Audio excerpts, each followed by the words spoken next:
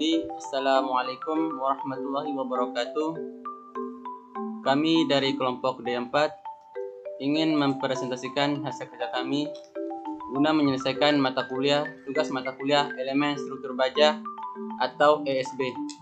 Di sini kami akan membawakan materi yang berjudul Sambungan Semi Kaku Baja, di mana dosen pengampunya Maya Syaridewi Paskanawati STMT. Oke, langsung saja ke topik yang pertama, yaitu sambungan. Oke, sambungan dapat didefinisikan sebagai segala yang dapat menyatukan batang-batang dan harus dapat memindahkan beban-beban yang ditentukan tanpa menimbulkan bahaya. Jadi dalam sebuah baja, sambungan sangat perlu, karena untuk menyatukan baja antara satu dengan lain tentu harus menggunakan sambungan. Di mana sambungan yang perlu kita gunakan adalah harus sangat sebaik-baiknya agar apa yang kita rencanakan sesuai dengan apa yang kita targetkan. Oke, langsung saja ke pembahasan yang kedua, yaitu jenis-jenis alat sambung. Oke, di sini ada beberapa jenis alat sambung, di mana yang pertama adalah baut atau bot. Jadi baut ini dibagi beberapa jenis lagi. Yang pertama, baut hitam. Yang kedua, baut mutu tinggi atau high tension bolts atau high stretch bolt. Jadi yang kedua adalah paku keling atau rivet. Yang ketiga, las. Oke, dari beberapa jenis ini tentu memiliki tingkatan masing-masing. Jadi di sini yang memiliki tingkat kualitas yang paling tinggi adalah yang paling bagus adalah las. Kenapa? Sambungan las ini adalah memiliki daya kuat atau daya kokohnya lebih kuat, di mana antara sambungan dan penyambung dan sambungannya memiliki sambungan yang lebih kuat dan memiliki dimensinya lebih kecil dan beratnya lebih ringan dibandingkan yang lain. Oke, langsung saja ke pembahasan yang selanjutnya. Sambungan diperlukan apabila jika yang pertama, batang standar kurang panjang atau menyambung batang mencapai panjang tertentu. Yang kedua, untuk meneruskan gaya dari elemen satu ke elemen yang lain. Yang ketiga, sambungan terus atau menyusun batang-batang penyusun rangka batang. Yang ketiga, sambungan sebagai sendi gerber, hubungan antar balok secara memanjang yang dibuat sendi. Yang kelima, untuk membentuk batang tersusun atau kesatuan batang yang disusun membentuk satu kesatuan batang. Yang keenam, terdapat perubahan tampang atau tampang batang berubah pada suatu elemen struktur.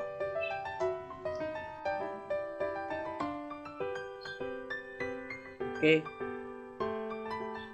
kita lanjutkan ke pembahasan selanjutnya yang keempat, di mana ada syarat sambungan baja. Syarat sambungan baja ini dibagi menjadi 4. Yang pertama ada kuat, aman, dan ekonomis. Kemudian yang kedua, sambungan dibuat dengan memperhatikan aspek estetis.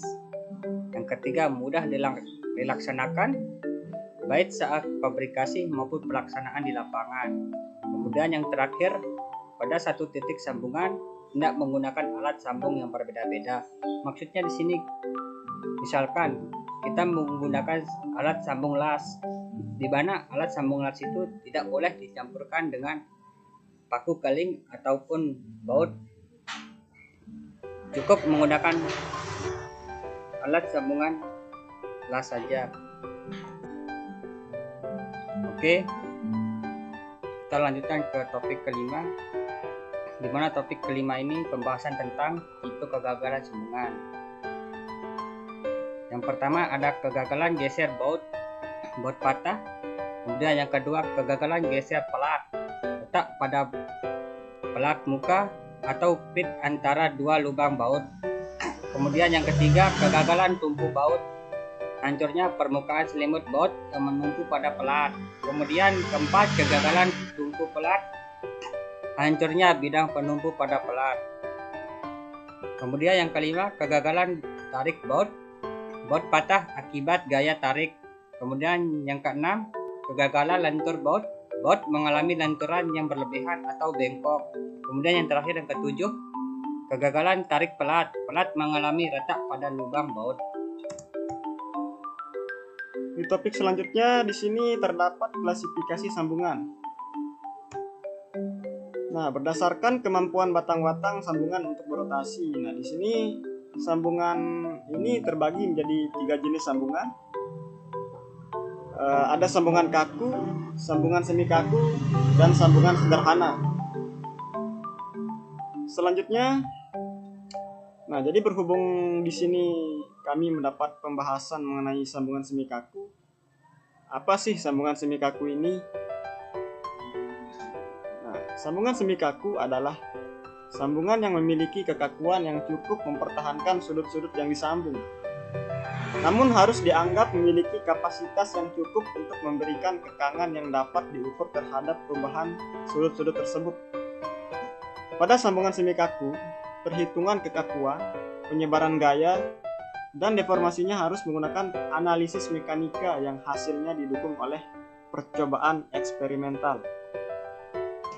Nah, jadi pada sambungan semi kaku ini itu terdapat pengekangan rotasinya itu berkisar antara 20-90%.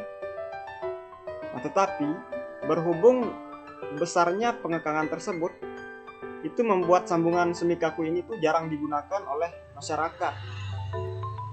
Ya, seperti itu. Kemudian di sini ada contoh gambar dan rumus semi kaku baja. Nah, di sini ada contoh gambar itu sambungan menggunakan alat sambung paku keling. Di mana baja ini tuh berbentuk L atau siku dengan ukuran tinggi itu 80 mili atau 8 cm ya. Dengan lebar itu 16 mili. Nah, untuk pakunya sendiri ini berdiameter 17. Dengan jarak setiap pakunya itu 60 cm. Oke. Nah, di sini juga terdapat rumus untuk menghitung kekuatan sambungan. P sama dengan NTU plus UNU. Yang dimana P-nya itu kekuatan sambungan, NTU adalah kekuatan tumpu atau gaya tumpu, UNU tahanan gesek akibat jepitan. Nah, kemudian untuk kesimpulannya di sini, jadi sambungan baja ini memiliki 3 jenis sambungan, yaitu sambungan kaku, sambungan semi kaku, dan sambungan sederhana. Untuk sambungan semi kaku ini sendiri itu mempunyai derajat pengekangan rotasi yang berkisar antara 20-90% dari kapasitas yang diperlukan untuk mencegah perubahan sudut. Tetapi berhubung besar derajatnya itu tidak mudah ditentukan, maka metode sambungan semi kaku ini tuh jarang digunakan oleh masyarakat. Next. Oke, demikianlah video presentasi dari kelompok kami, kelompok D4. Terima kasih karena telah menonton video ini sampai selesai. Wassalamualaikum warahmatullahi wabarakatuh.